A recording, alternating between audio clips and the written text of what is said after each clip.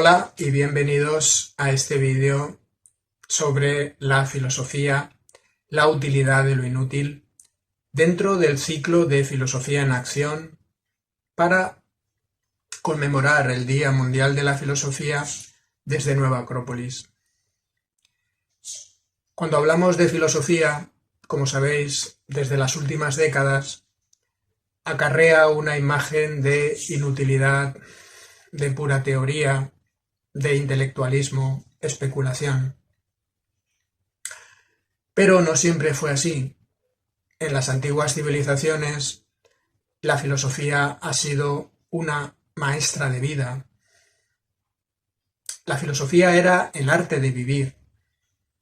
Era un saber terapéutico.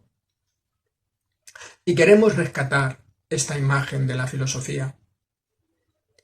De manera que incluso el mismo Epicuro nos dice que vana es la palabra de un filósofo si no puede curar el sufrimiento humano.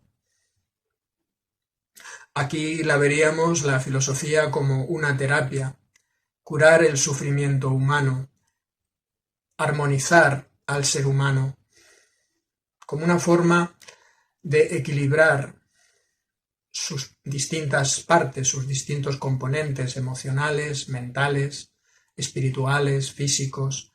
Esa armonía, ese equilibrio, bien podríamos llamarle salud.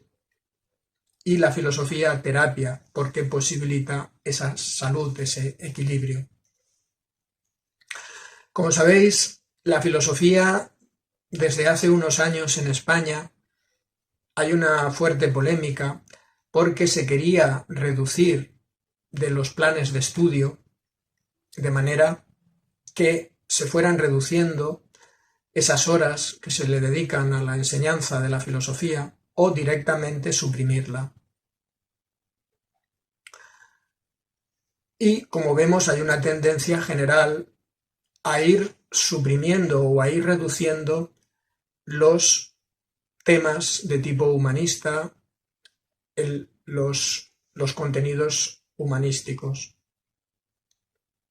Pero como decía un filósofo,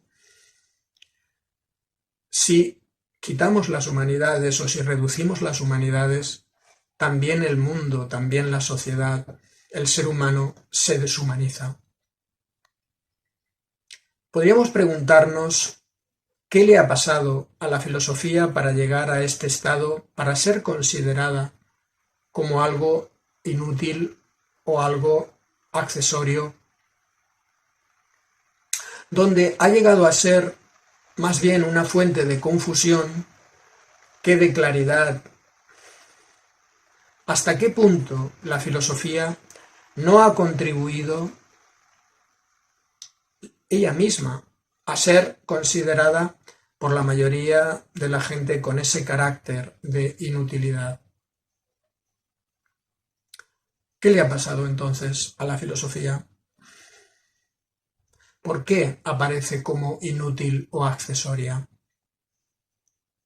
Quizá la respuesta que podríamos dar es que la filosofía ha ido perdiendo su función transformadora. Ha ido dejando de ser maestra de vida.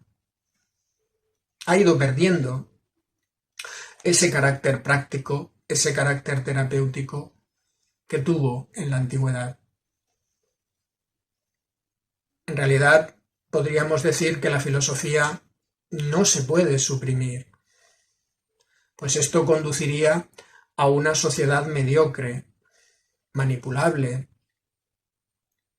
Y quizás tendríamos que preguntarnos si no es esto lo que se busca, que el ser humano no piense o que no se piense con sentido crítico.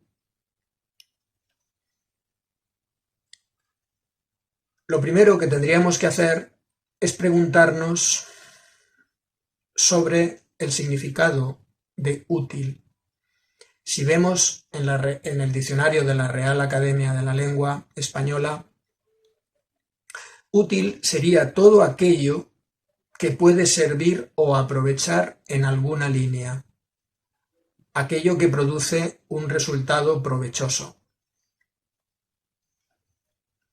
Pero, por desgracia, y esto es una cosa muy extendida, se confunde lo útil y lo utilitario. Y no es lo mismo. Lo utilitario es un medio para lograr un fin. Lo utilitario no posee valor en sí mismo, sino en razón de sus resultados. Siempre se busca el resultado. Lo utilitario es prescindible, es canjeable. Yo, en lugar de una linterna, puedo utilizar pues un farol o una antorcha. En lugar de un martillo puedo utilizar una piedra para clavar un clavo. Es prescindible, es canjeable. El utilitarismo, hay que decir que nos ha hecho muy materialistas y egoístas, porque siempre estamos buscando ese resultado, ese beneficio en todo lo que hacemos. La utilidad, sin embargo, es propia de aquellas cosas o actividades o estados que son en sí mismo útiles. El medio ya es el fin. La utilidad no es canjeable ni prescindible, como son, por ejemplo, útiles el arte, la ciencia, la literatura y la filosofía. En este sentido, podemos leer a Epícteto cuando nos dice que la filosofía no promete al hombre conseguirle algo del exterior, sino estaría aceptando algo extraño a su propia materia. Al igual que la materia del arquitecto es la madera y la del escultor el bronce, así la propia vida de cada uno es la materia del arte de la vida. La propia vida de cada uno es el arte de la filosofía. De manera, amigos, que tendríamos que ver que el filósofo es el que se consagra desinteresadamente en la búsqueda de la verdad. Busca la sabiduría y la verdad por ellas mismas. El filósofo está investigando las claves de la vida, las claves de la existencia.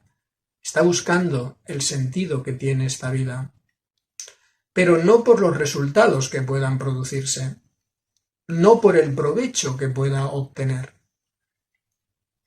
Los resultados y el provecho van a venir, eso por supuesto, van a venir como consecuencia, pero ese no es el objetivo. La filosofía entonces no es utilitaria, pero sí es profundamente útil. Podríamos decir, para ir concretando estos términos de utilidad y utilitarismo, que lo utilitario se relaciona con el tener, mientras que lo útil se relaciona con el ser. Las actividades utilitarias aumentan nuestro haber, nuestro tener, nuestras posesiones, sean materiales o sutiles. Con el utilitarismo todo se materializa. Sabemos o queremos aprender para tener conocimientos que exhibir. Amar para que me amen, para comprar el amor de otros. Jugar para demostrar nuestra habilidad, nuestra superioridad en ese juego. Crear para demostrar algo a los demás, para buscar reconocimiento en todo lo que hacemos. Trabajar exclusivamente para ganar dinero.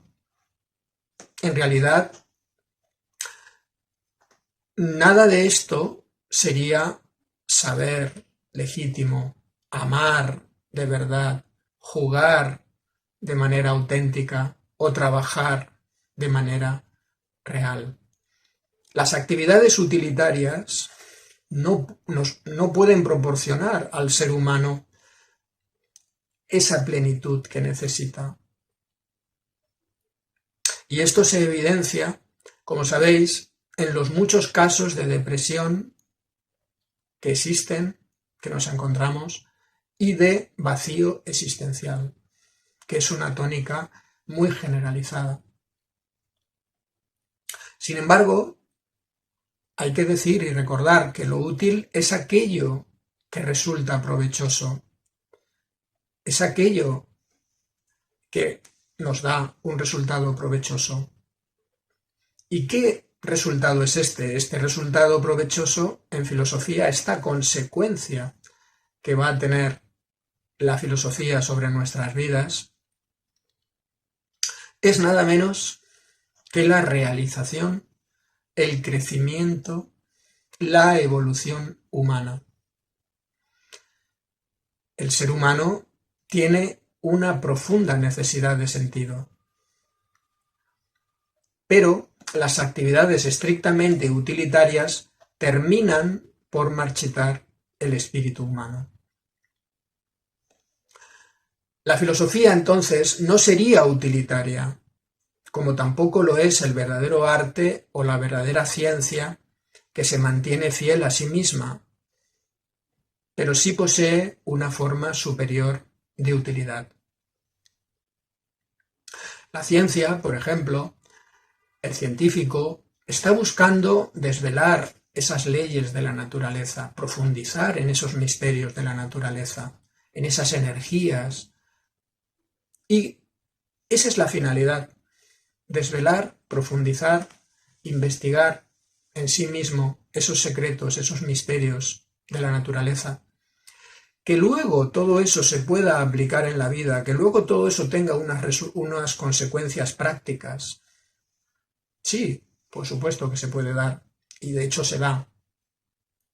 Lo sabéis en esos científicos que están investigando esas fuerzas de la naturaleza, por ejemplo, el electromagnetismo, y que luego haya inventos en consecuencia sobre estas investigaciones, como por ejemplo el microondas, el teléfono y tantos otros, o la radio, pero el motivo del verdadero científico no era esos inventos, aunque todo eso pueda venir a continuación. Entonces, amigos, tendríamos que decir que habría, para ir centrando el tema y ampliándolo, tendríamos que decir que a lo útil y lo utilitario lo podríamos relacionar con las necesidades del ser y las necesidades del estar. Lo útil con las necesidades del ser y lo utilitario con las necesidades del estar. Aquí podréis recordar la famosa pirámide de necesidades de Maslow. Acordaros que esa pirámide de necesidades tenía en la base unas necesidades básicas, como ser el alimento, como ser la ropa o la vivienda, unas necesidades energéticas, como ser el dinero, la actividad, el descanso, unas necesidades emocionales de amar y ser amado, unas necesidades de pertenencia, de autoestima, de valoración, de aprendizaje. Pero en lo más elevado, en la cúspide de la pirámide, estaría esas necesidades de realización, esas necesidades de crecimiento del ser humano, de desarrollo de las potencialidades del ser humano. Y es ahí donde estaría la verdadera necesidad, la verdadera utilidad de la filosofía. En dar alimento, en cubrir esas necesidades de realización, de desarrollo, de despertar todas esas potencialidades que tenemos como seres humanos para llegar a ser. Está claro que las utilidades, la utilidad existencial, es lo que necesitamos para existir o para nuestro estar en el mundo. Son las necesidades básicas. Son cosas que tenemos o poseemos. Y el ir cubriendo estas necesidades básicas, el ir alimentando estas necesidades básicas, pues nos daría una alegría existencial.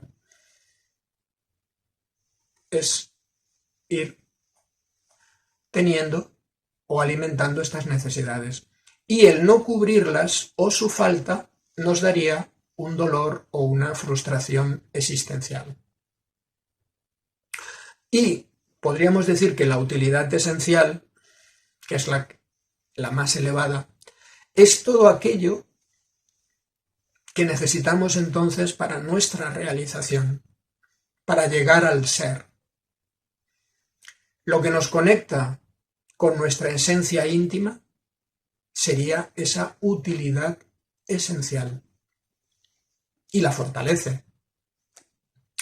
Y entonces también habría una alegría esencial en la medida en que vamos realizándonos, que vamos creciendo, y una frustración o un dolor esencial en la medida en que no vamos completando, no vamos alimentando esas necesidades de realización.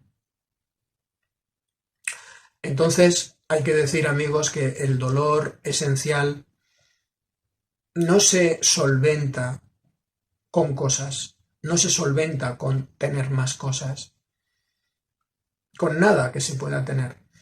En realidad, ese dolor esencial, ese vacío, hay que cubrirlo con ese alimento más sutil, más elevado, con ese alimento que le dé un sentido a nuestra vida, y ahí está la filosofía.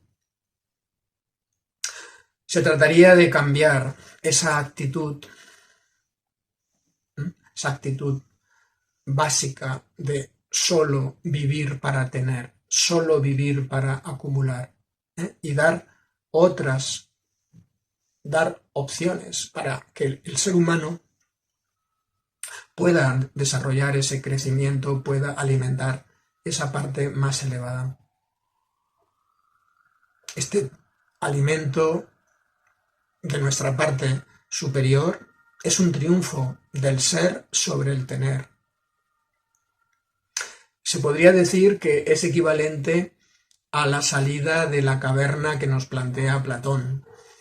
Nos conectamos entonces con ese mundo de las ideas, con ese mundo más real, ese mundo de los arquetipos que nos diría Platón. Esa es la esencia verdaderamente de la vida, es la esencia de lo real, que nos va a conectar con esas ideas de belleza, esas ideas de bondad, esas ideas de verdad, esas ideas de justicia. Y eso nos va a poner, o lo podemos definir, que sería ponernos en contacto con lo sagrado, con nuestra parte más sagrada, con nuestra parte inmortal, nuestra parte espiritual, y también con ese misterio, esa inteligencia cósmica que regula el universo. Es lo que nos quería decir también Plotino cuando decía: me esfuerzo en hacer subir lo que hay de divino en mí a lo que hay de divino en el universo, porque en realidad son de la misma esencia. Si yo me conecto con mi esencia, me conecto con la esencia del universo. Y ahí también esa frase que conoceréis, que es muy famosa, que ya la aplicó Sócrates, que podíamos leer en el templo de Apolo en Delfos: conócete a ti mismo y conocerás el universo y a los dioses. Pero todo parte de conocernos a nosotros mismos. entraremos en contacto entonces con esa idea de belleza, de justicia, de bondad, de verdad. Es esto lo que nos quería decir Einstein cuando leemos esta frase. Dice: nunca he perseguido la comodidad o la felicidad como fines en sí mismos. Los ideales que han iluminado mi camino y me han proporcionado una y otra vez un nuevo valor para afrontar la vida alegremente han sido la belleza, la bondad y la verdad. Los objetivos triviales de los esfuerzos humanos, como posesiones, éxito público y lujo, me han parecido despreciables. Ya veis entonces que nunca ha perseguido la comodidad o la felicidad como fines en sí mismos. O sea, se ha ido alejando de esa vida más utilitaria, de buscar siempre esos resultados más utilitarios y conectarse con esas ideas que sí son verdaderamente útiles en sí mismas. Y aquí tendríamos esa explicación de lo que significa teoría verdaderamente. La palabra teoría, muy importante, significa teion orao. Teion orao, contemplo lo divino. Contemplo lo divino, o sea, me conecto con lo divino. Me conecto con lo superior que hay en mí mismo y hay en el universo. Por lo tanto, sería muy importante, verdaderamente importante, esa conexión, porque de ahí vendrá todo lo demás. Eso es lo que quiere decir la frase bíblica de buscad el reino de Dios y su justicia, y todo lo demás se os dará por añadidura.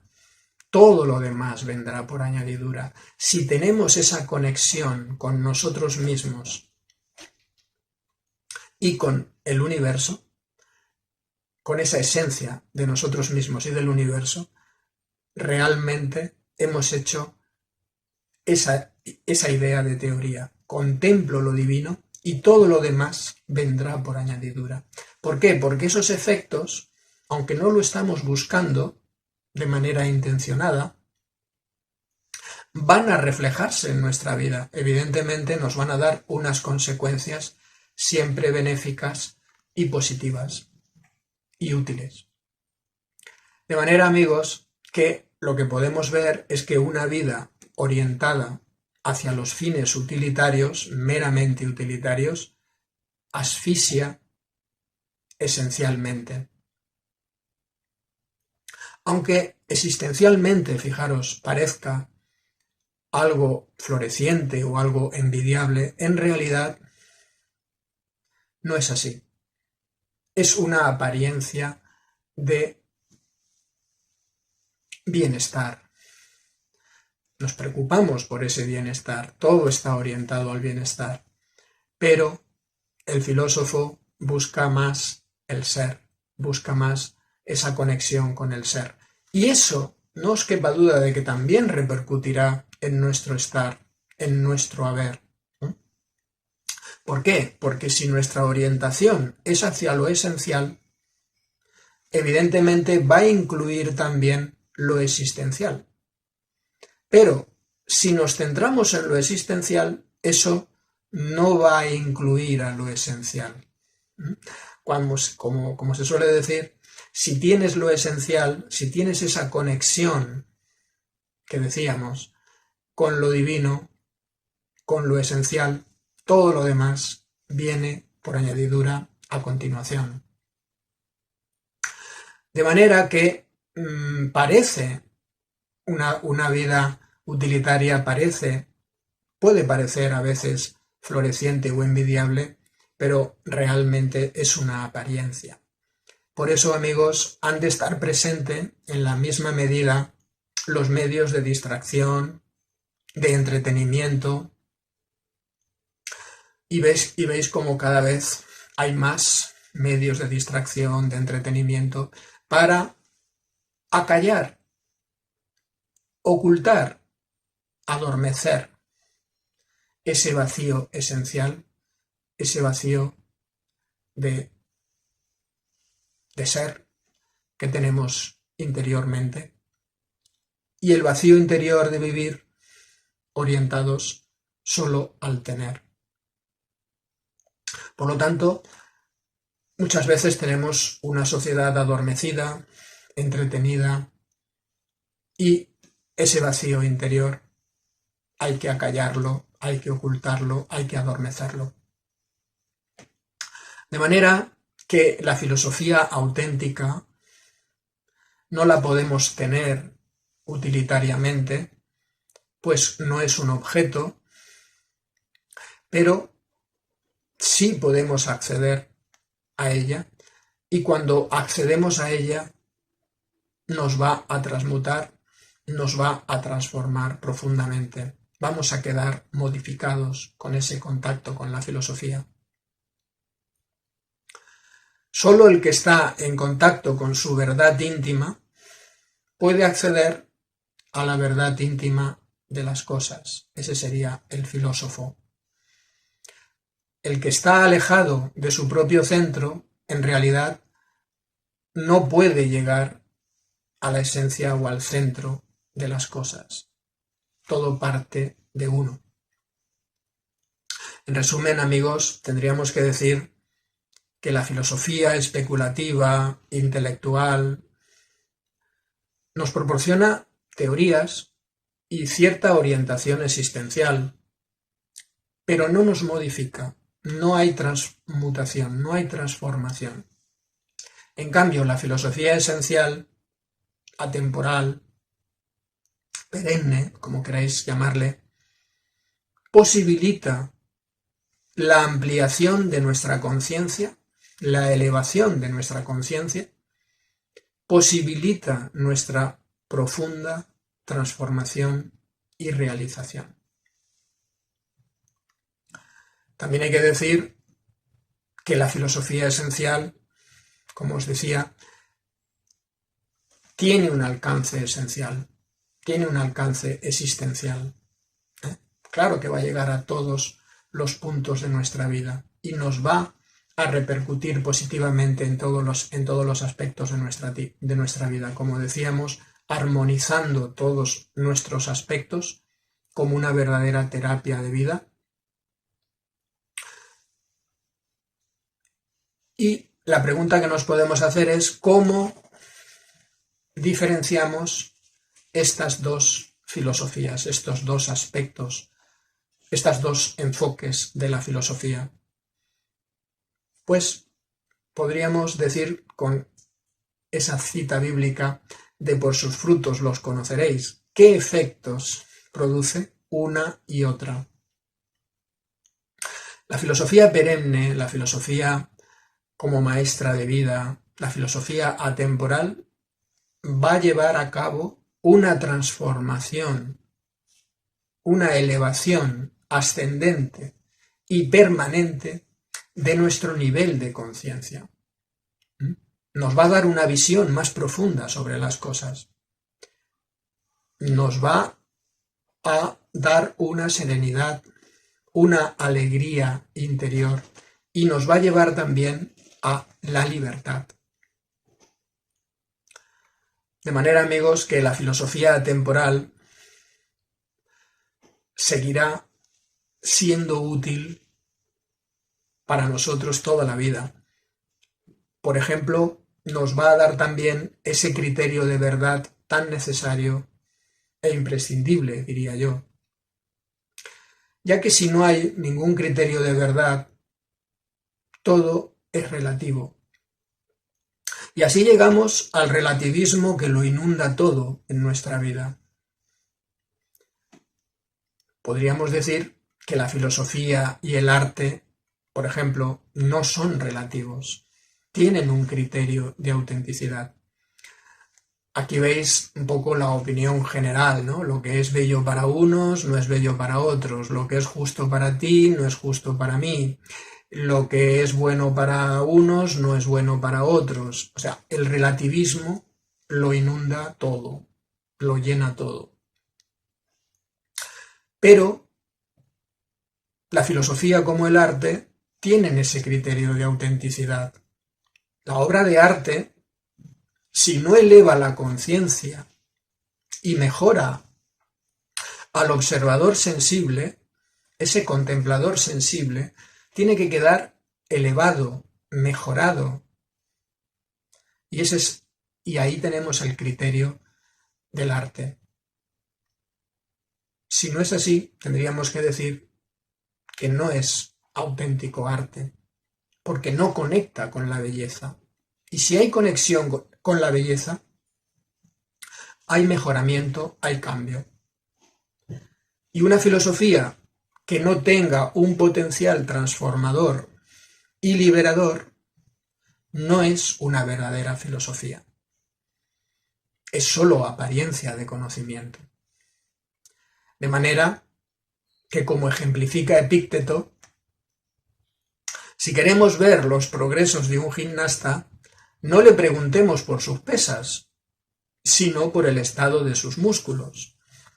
Nos dice Epícteto: tú, ven aquí, muéstrame tus progresos, como si habláramos de un atleta y al decirle, muéstrame tus hombros, me contestara, mira mis pesas. Allá os las compongáis las piedras y tú. Yo quiero ver los resultados de las pesas. Y el otro contestará, coge el tratado sobre el impulso y mira cómo me lo he leído. Esclavo, no busco eso, sino cuáles son tus impulsos y tus repulsiones, tus deseos y tus rechazos, cómo te aplicas a los asuntos, cómo te los propones y cómo te preparas, si de acuerdo o en desacuerdo con la naturaleza. Y si es de acuerdo con la naturaleza, muéstramelo y te diré que progresas. Así, amigos, con esa idea de utilidad, con esa idea de filosofía práctica, de filosofía perenne, ya es hora de que la filosofía retorne a su función como maestra de vida, a su carácter práctico y vivencial. Pues nuestra cultura está sedienta de esa sabiduría. La filosofía nos llevará entonces al conocimiento de la realidad y de nosotros mismos. Y ese será el cauce para llegar a ser plenamente humanos. Hasta pronto.